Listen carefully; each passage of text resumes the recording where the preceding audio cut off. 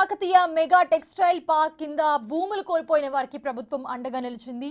గీసుగొండ శివారులో 55 ఎకరాల స్థలాన్ని కేటాయించి ఇప్పటికే ప్లాటింగ్ చేశారు. తాజాగా ఇల్లు కట్టుకోవడానికి ఒక్కొక్కరికి 5 లక్షలు కేటాయించింది. మొత్తం 863 మంది పక్కా ఇల్లు నిర్మించుకున్నారు.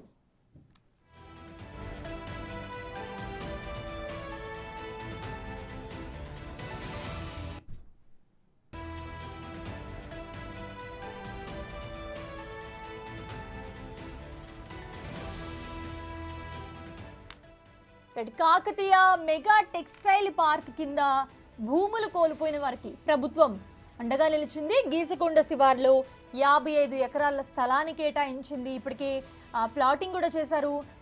తాజాగా చూసుకుంటే ఇల్లు కట్టుకోవడానికి ఒక్కొక్కరికి 5 లక్షలు కేటాయించింది. మొత్తం 863 మంది పక్కా ఇల్లు నిర్మించుకోనున్నారు.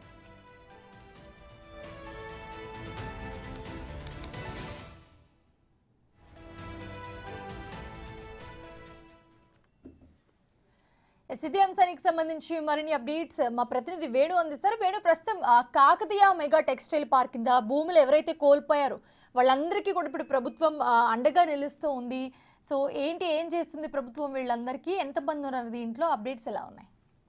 మౌనిష, వరంగల్ కేంద్రంగా పూర్తిగా అటు కాకతీయ మెగా టెక్స్టైల్ పేరుతోని పరకాల నియోజకవర్గ వ్యాప్తంగా దాదాపు 1100 ఎకరాల పైగా ల్యాండ్ అక్విజిషన్ చేసి అక్కడ పార్క్ ఏర్పాటు చేయడం జరిగింది. అయితే ఆ పార్కుకు జాగాలు ఇచ్చినటువంటి వ్యక్తులకు రీహాబిలిటేషన్ రీసెటిల్మెంట్ కింద ప్లాట్లు కేటాయించి ఇండ్లు నిర్మించాల్సి ఉండగా గత ప్రభుత్వము 2017లో మెగా టెక్స్టైల్ ప్రారంభించినప్పటి నుంచి కూడా దాదాపు 7 ఏళ్ల నుంచి తాత్సారం చేస్తూ కూడా వాళ్ళు ప్లాట్లు ఇస్తామని చెప్తూ మభ్య పెడుతూ వచ్చింది. దానిపై రకరకాల ఆందోళనలు కూడా జరిగాయి. అయితే కాంగ్రెస్ ప్రభుత్వం అధికారంలోకి వచ్చిన తర్వాత జూన్ 29న స్వయంగా సీఎం రేవంత్ రెడ్డి ఆ యొక్క టెక్స్టైల్ పార్క్ ను పరిశీలించారు. అక్కడ జరుగుతున్న పనులన్నింటినీ పరిశీలించి అక్కడ భూములు పార్క్ కోసం ఇచ్చినటువంటి వాళ్లకు రీసెటిల్మెంట్ కింద ప్లాట్లు ఇవ్వాలి, దాంతో పాటుగా వాళ్ళు ఉండడానికి ఇండ్లు నిర్మించి ఇవ్వాలి, దానికి మేము సంసిద్ధంగా ఉన్నామంటూ అక్కడే ప్రకటన చేశారు. దానికి అనుగుణంగానే గీసుగొండ శివారు లోపల గత ప్రభుత్వం 40 ఎకరాల పైగా కేటాయించి దాన్ని ప్లాటింగ్ చేయకుండా అట్లాగే పెట్టింది. సో ఇంకా స్థలం కావాలంటూ కూడా తాత్సారం చేయడంతో ప్రస్తుతము